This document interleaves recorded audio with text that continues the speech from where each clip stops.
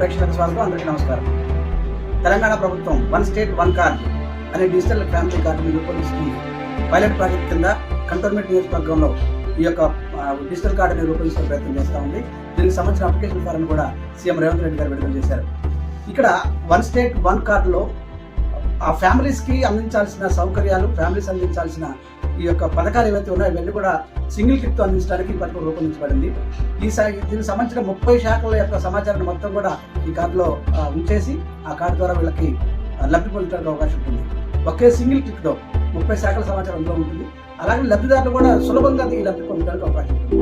ఏంటి మన ఫ్యామిలీలో అందిస్తున్న మామూలుగా ఒక ఫ్యామిలీ అయితే ఆసరా పెన్షన్ ఉంటుంది, కళ్యాణ లక్ష్మి ఉంటుంది, షాదీ ముబారక్ ఉంటుంది, తర్వాత రైతు బంధు ఉంటుంది, రైతు భరోసా ఉంటుంది.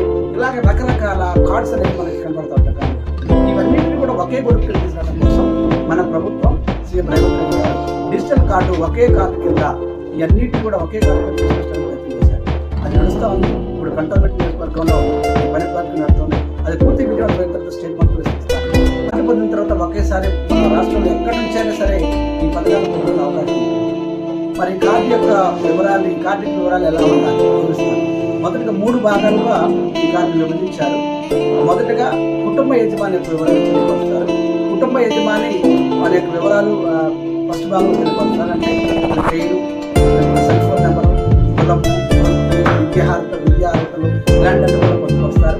రెండవ కాలంలో వచ్చేసి ఆ కుటుంబ యజమాని యొక్క చిరునామా పొందుకొస్తారు. మూడో కాలంలో వచ్చేసి ఆ కుటుంబం యొక్క ఫ్యామిలీ మెంబర్స్ నమోదు చేస్తాం. ఇక్కడ చాలా జాగ్రత్త తీసుకోవాలి. ఫ్యామిలీ మెంబర్స్ వివరాలు నమోదు చేసినప్పుడు కొంచెం జాగ్రత్త పాటించాలి.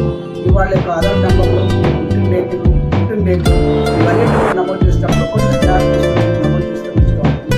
ఎందుకంటే ఒకవేళ తప్పు జరిగినట్టయితే పథకాలు అమల్లో పథకాలు అందకపోవచ్చు, సంక్షేమ పథకాలు అందరికీ కొంచెం కావచ్చు. కాబట్టి ఖచ్చితంగా మంచి వివరాలు, నిక్కచ్చిమైన వివరాలు దీనికి సంబంధించిన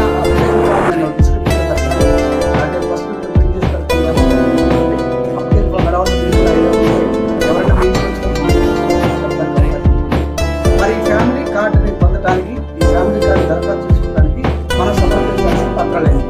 1 ఫ్యామిలీ ఆధార్ కార్డు, కుటుంబ సభ్యుల ఆధార్ కార్డు, 2 తర్వాత 3 కుటుంబ సభ్యుల యొక్క ఆధార్ కార్డుతో పాటు పిల్లల యొక్క డేట్ ఆఫ్ బర్త్, తర్వాత ఫ్యామిలీ యొక్క ఫోటో.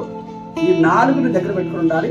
వాళ్ళు వచ్చినప్పుడు ఈ 4ని వాళ్ళకి సమర్పించినట్టయితే మిమ్మల్ని ఆ డిజిటల్ కార్డులో ఎన్రోల్ చేసి మీకు ఒక కార్డు, అన్ని పథకాలు ఒకే కార్డులో, మీ కుటుంబంలో ఆసరా పెన్షన్ ఉన్నా లేకపోతే కళ్యాణ లక్ష్మి మీరు అనుకున్నా, మీ కార్డు ఏ రకమైంది, మీరు వైట్ కార్డా పింక్ కార్డా, ఇలా ఏ రకమైన కార్డు ఉన్నా, ఏ రకమైన కూడా తెలియపరుస్తారు. కాబట్టి అందరూ ఈ పథకాలు ఉపయోగించుకోవాలని ఉపయోగించుకోవాలి. మీరు లబ్ధి పొందుతారని ఆశిస్తాను.